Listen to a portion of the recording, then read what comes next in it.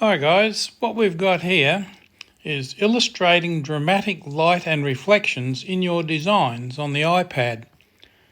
Now this can be done on the iPad or the desktop because it's from the Designer Workbook section 2, but this one, as you will see, is done on the iPad mini. There's very little work in the workbooks for the iPad mini, so I've taken it upon myself to work through this on the mini, or any iPad for that matter, because they're all the same, just that the iPad mini is a very small one. But you can see it's a fantastic image. Now the project will offer you an exciting and rewarding challenge. It's hoped you enjoy it and gain something from it, but it is quite long and will take you some time to get through it.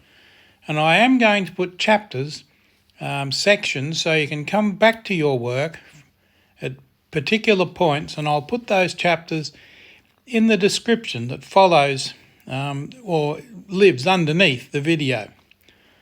Now, working with Affinity Designer, especially for things like this, gives your design work great scope. That's a fantastic cityscape that you could use or modify for fantasy, sci-fi, film noir, anything like that.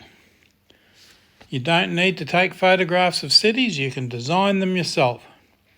The design has to be visually stunning, with a richness in lighting effects and with vibrant, beautiful colours across the design. In this example taken from the desktop workbook, I'll start with dark skyscraper silhouettes and with reflections which set off the piece. We will create the background main shapes first and work up to the foreground.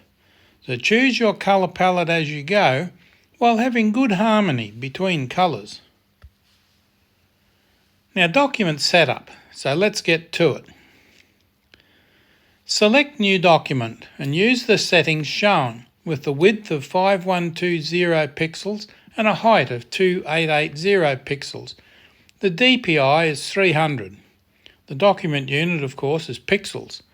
So you can create your own preset, because you might want to come back to something like this, and then when you select OK, you're presented with your first document. Now, to help with alignment, draw a horizontal guide using Document, Guides, and drag a horizontal guide down to 1938 pixels.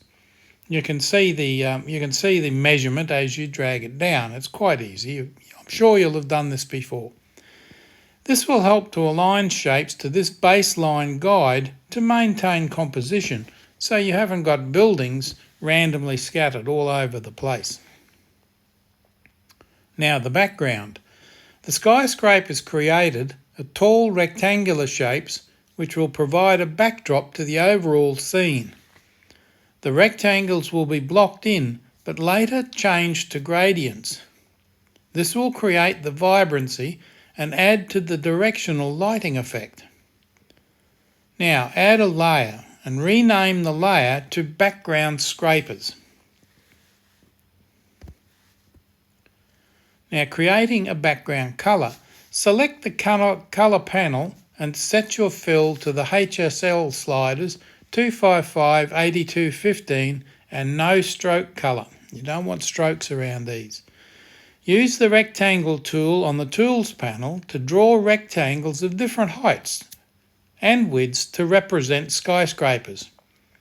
Allow rectangles to overlap where needed, and you can follow the guide that's there. Now the original file for this, if I haven't mentioned already, from the workbook, you'll find on my website under the Downloads folder. If you want to see what all your finished work looks like, make use of the Outline View mode in Navigator Studio to see how the skyscrapers are arranged and overlap. You can see if you click on the Navigator symbol there, and when the drop down comes up, select the Outline mode, and it removes all colour and you're just left with the outline of what's on the screen.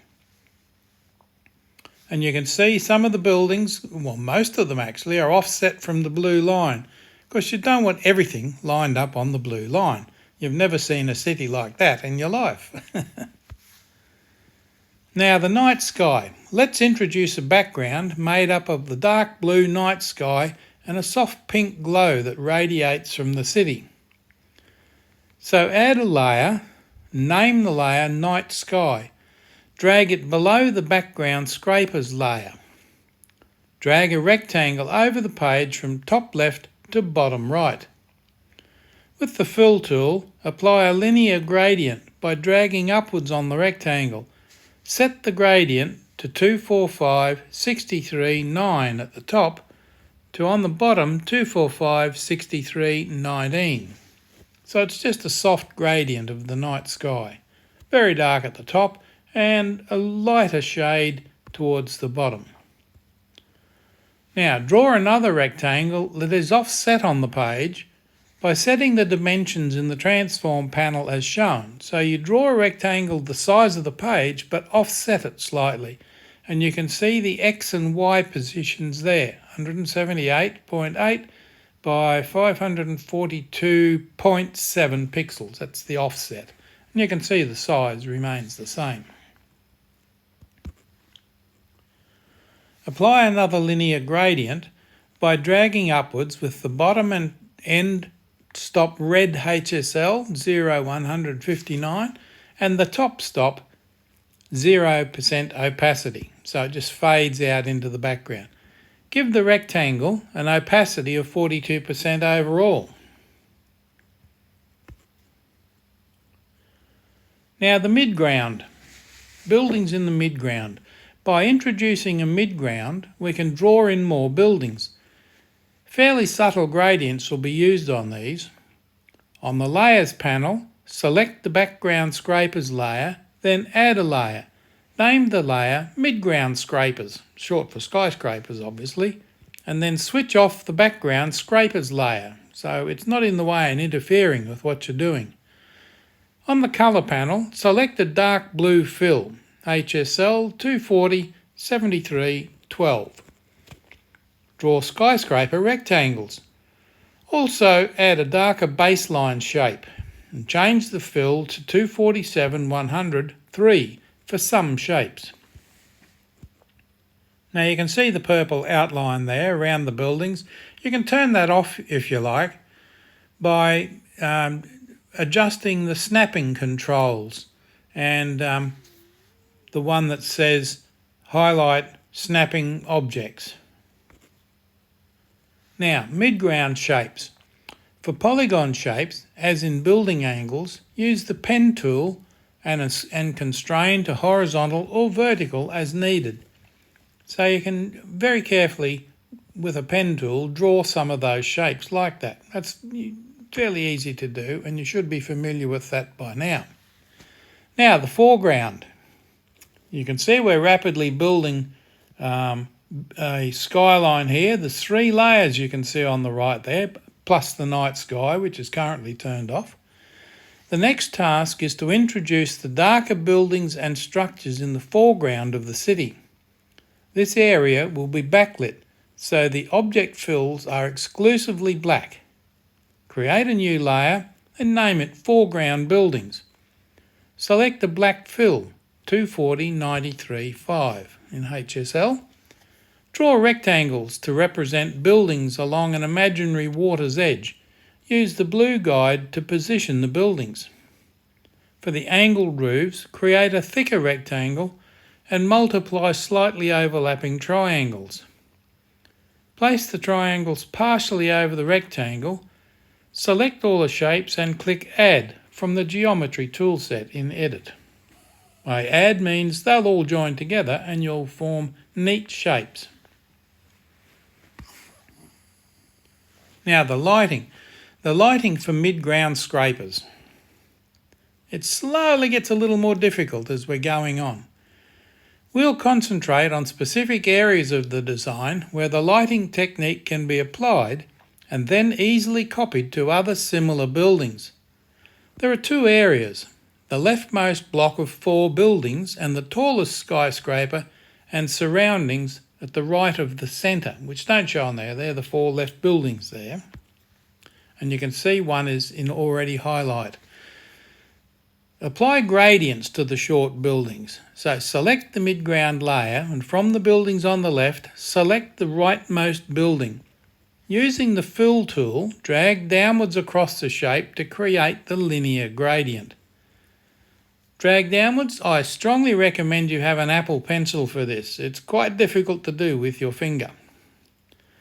On the colour panel, recolour the lower end stop to HSL 218 5740. Then reposition either end stop to fine-tune the gradient path.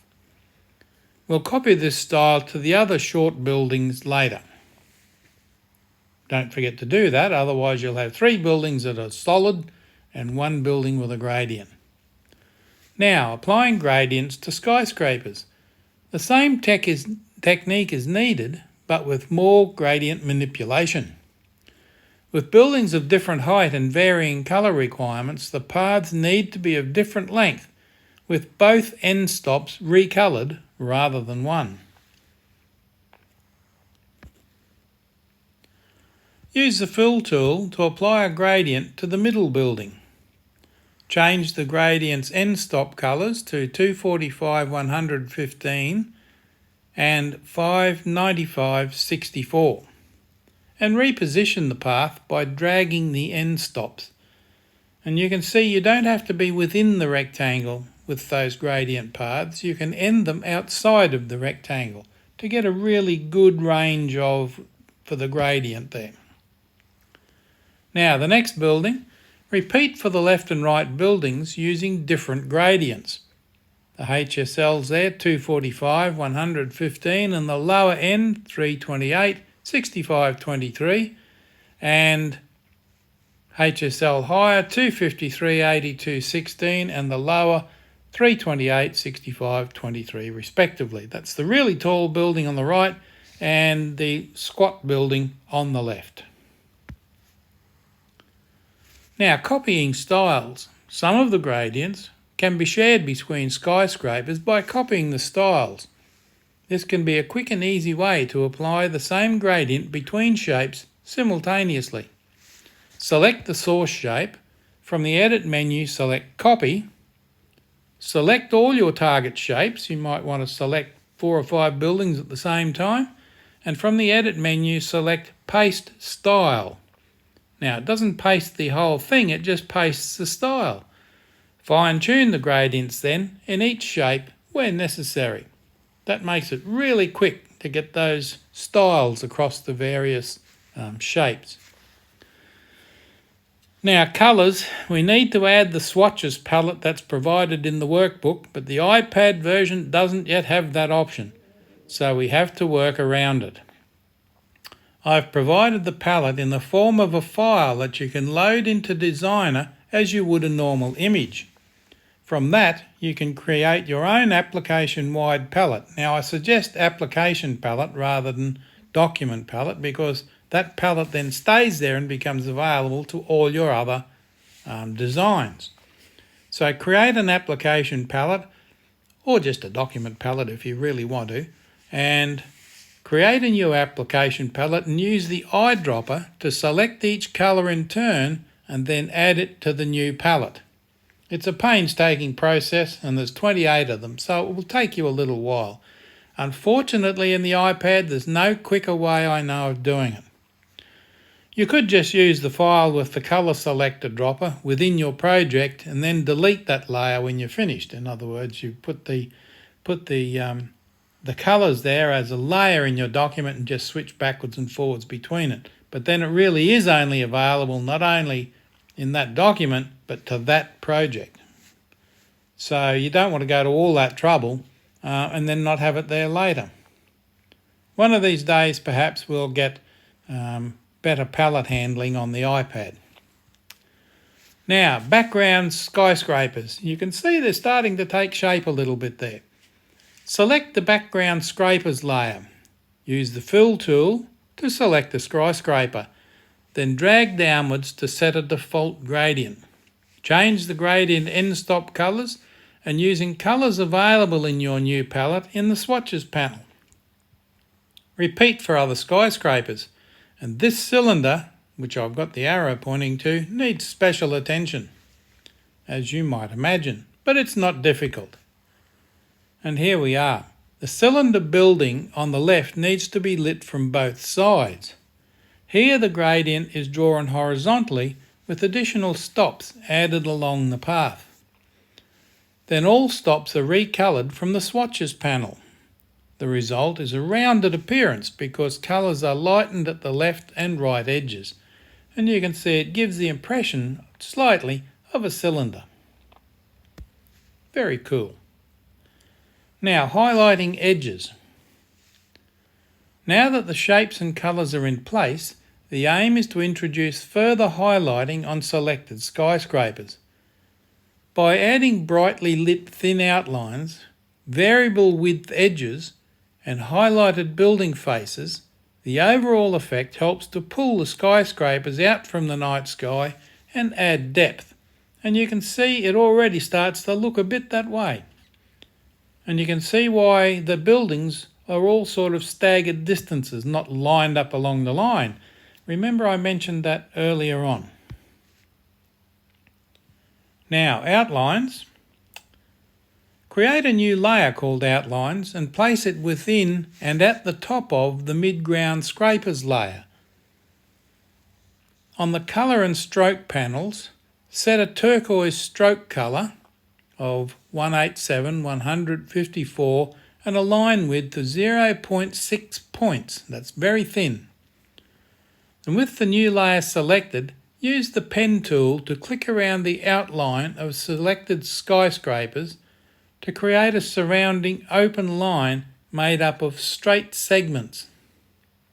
Repeat the process for the background scrapers as well.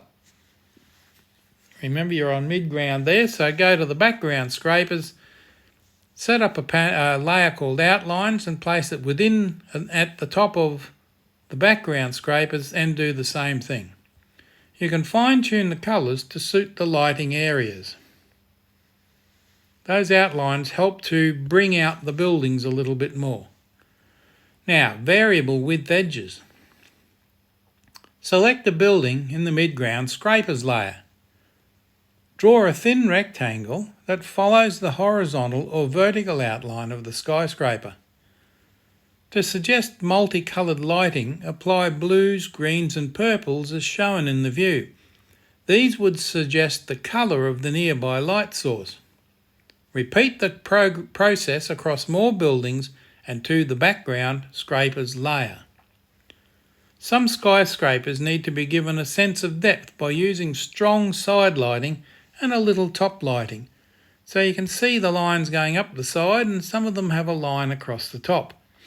And there's the layers panel in the right hand image there where all of those selected lines are showing up in the layers panel. It's a painstaking process. Take your time with it. You can't rush this job. It's probably spread over a couple of days, I would think. Now, highlighting building faces. Buildings, as you know, are multifaceted.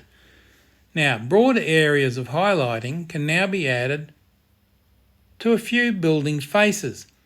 Create a new layer called Highlighted Faces and drag it under the Outlines layer. With the pen tool, draw a polygon to fit within the skyscraper, choosing a different colour, which can be a solid or gradient fill. Now you can see the different colours there and you can almost guess which building some of those are for. And there you go. There's the background and the midground. Lighting will have made a big impact on the design. Let's take a look at both those layers, midground scrapers and background scrapers, and preview some results. And you can see them there. That's really starting to look like something now. Slowly, but take your time, you will get there. When both layers are switched on, results are even more impressive. The night sky layer is also turned on in this image. So it's starting to look like something that's really nice. Now we need some detail. Adding detail, such as floors and windows, makes shapes transform into skyscrapers. Most of the detail can be created quickly by duplicating individual or group shapes to make patterns that represent floors and windows. To break up uniformity, less regular patterns can be introduced to building frontage with just a few simple tricks. There's so much detail in this design that I'll just show a few examples exclusively, the floors and windows, because the basic design techniques are the same. And so it's really up to you to add all those little extras that you'll see in the finished detail. The skyscraper floors, quite easy to make actually. Floors can be drawn as simple shapes that repeat regularly down the length of the skyscraper. To keep floors within the building shape, clipping can be used. Now you can see in the bottom right and bottom left images there, they're way outside the building, the lines, but if you drag them to within the cylinder shape, they are masked, and that's the way you get them in place. So locate and select the blue skyscraper in the background scrapers layer. With the rectangle tool, draw a thin rectangle close to the top of the blue skyscraper, which extends horizontally beyond the building sides. Apply a gradient of HSL 254.41 and 251.71.10 across there. Now, it may not look it in that image, but that gradient does go across there. Duplicate the rectangle and drag the copy below the top rectangle.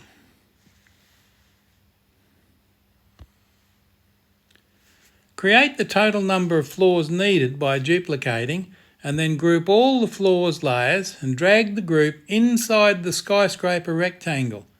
This clips the floors to the building outline, as you can see there. Now copy and paste the group, moving the copy down to fill the lower half of the building, and leave that slight plain gap in the middle there. Lots of buildings, if you ever look at it, lots of buildings have a solid gap, usually for utilities and lift motors and things like that, where they don't need windows, so it doesn't even look like they've got floors there. And you can see on the right hand side the layers where the two groups of floors have been dragged to within the rectangle, so it's clipped them. Now windows, much the same, only there's a lot more of them. As above, the window designs use a lot of duplicating. I want to copy the windows across and down the skyscraper by duplicating and grouping. All the windows should be uniformly spaced. So locate and select the medium height skyscraper that you design in the Midground scraper layer.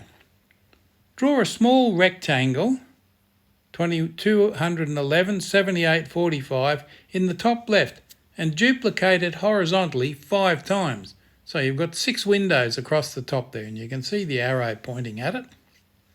And on the right hand side you can see the layer.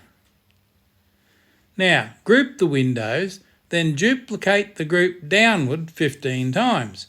So you'll end up with 16 layers.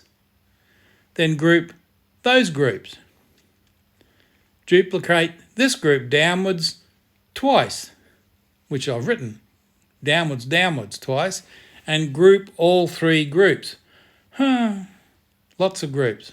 Take your time with that one. You'll probably mess it up and have to do it again. Never mind, you've got the undo buttons, use those. You'll finish with a single group containing 3 groups, each of those groups containing 16 groups. These 16 groups all contain 6 windows each. Next slide, please. In the end, you end up, as you can see there, with a building with lots of windows. Now you can do that with any building you like that needs windows.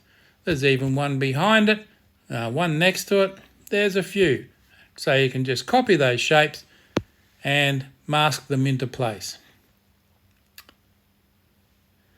You'll finish with a single group containing 3 groups, each containing 16 groups. These 16 groups all contain 6 windows each.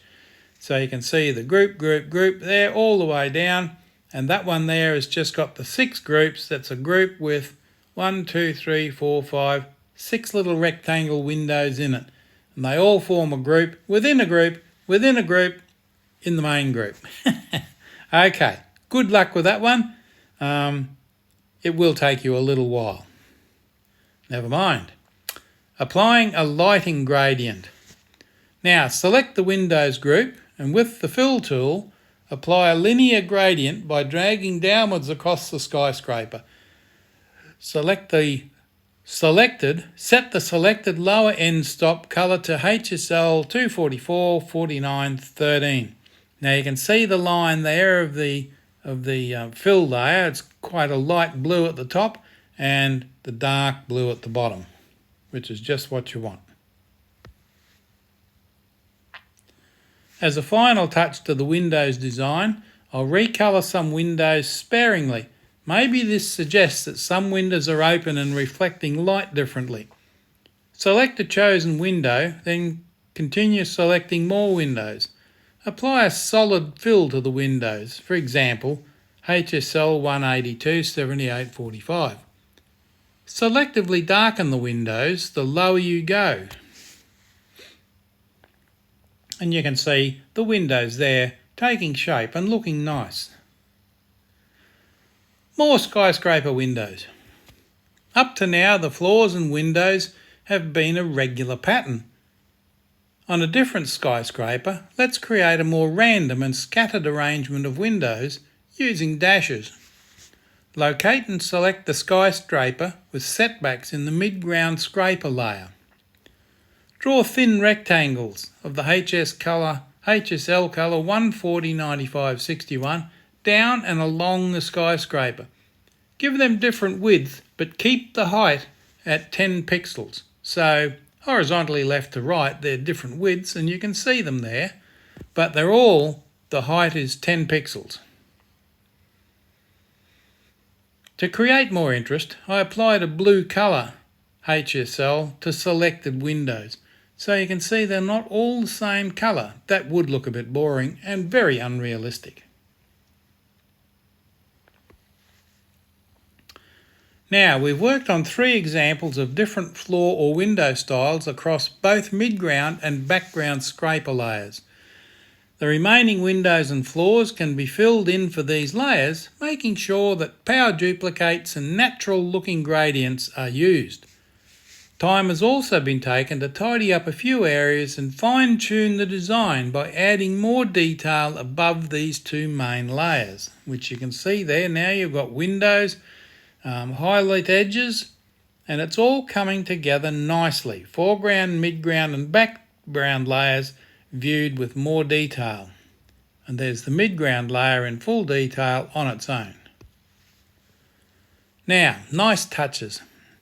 The design possesses most of the detail now, but I'm keen to include some interesting additions before going any further. Uplighting. I wanted to add multicoloured uplighting above most of the skyscrapers. This gives the buildings a more contemporary look and really created an impact in the overall scene. In terms of design, gradients are used which tail off into the night sky. You can see they're bright at the bottom and tailing off and fading above. And the one that's kind of highlight there in yellow is actually made up of 2 parts. So draw a rectangle above a skyscraper, allowing it to extend to the top of the page.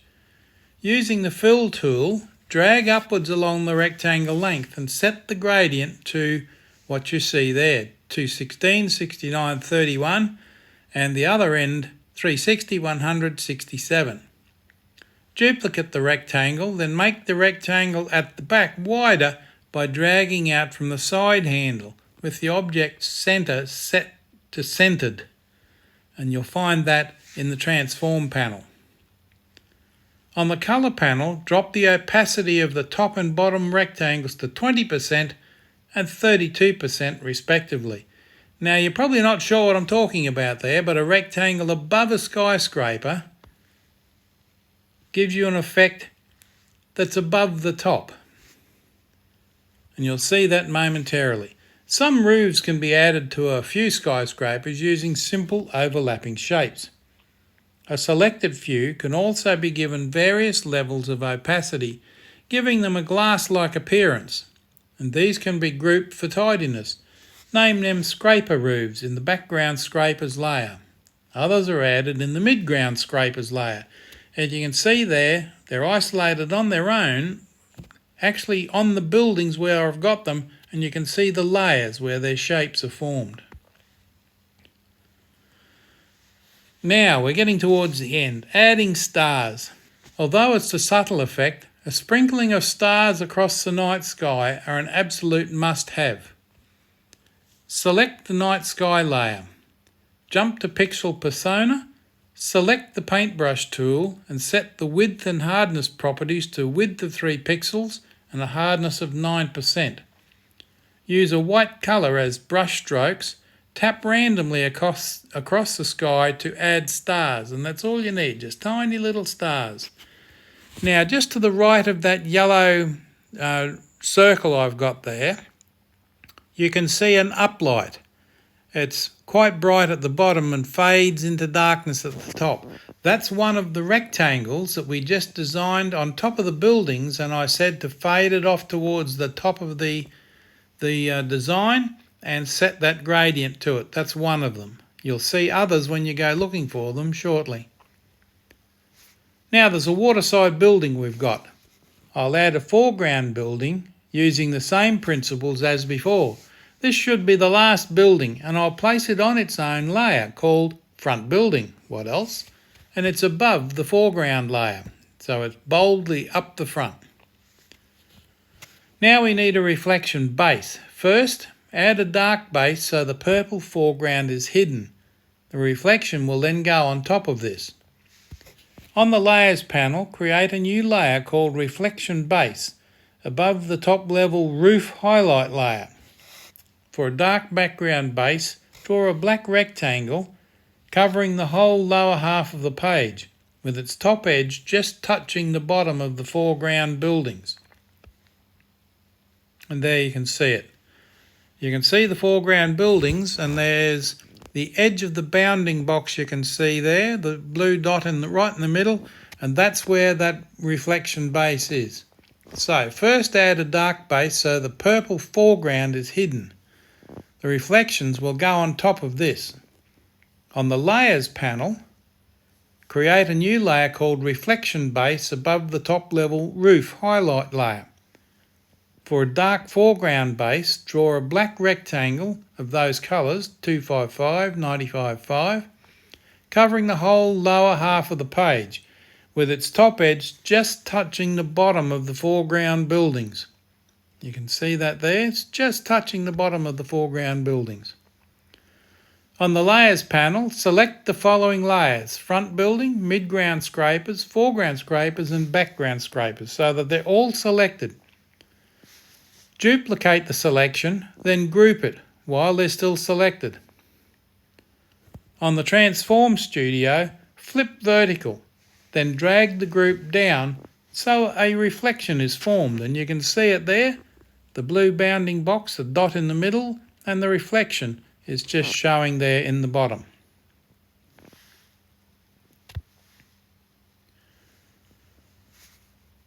The lower half addition, create a new layer called Reflection above the front building layer and drag the group into it. In the reflection group, select the front building layer and drag downwards to align with the bases of the other reflected shapes. The entire reflection group can then be moved up to be closer to the main scene. To give the reflection a realistic diffuse look, use the Effects panel to apply a Gaussian blur of 7.8 pixels to the group.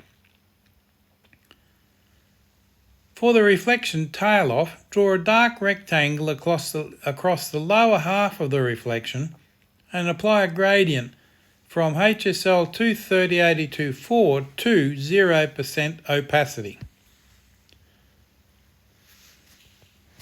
And that creates that fading out lower reflection, as though it's on water. Now, we want to add a street. Select the reflection layer, and for the illuminated street lanes, draw 3 very thin rectangles.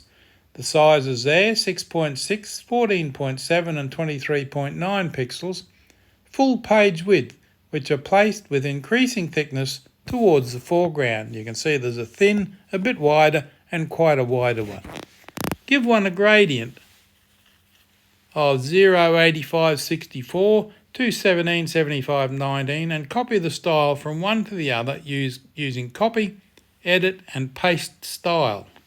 You can see it's brighter at the left than on the right. No city street is realistic without cars. Along the lane, draw small rectangles, changing colours randomly as you draw. Whoa, that's the end. Thanks for watching. Don't forget to subscribe and click the thumbs up. If you made it that far, you're doing very well. Congratulations.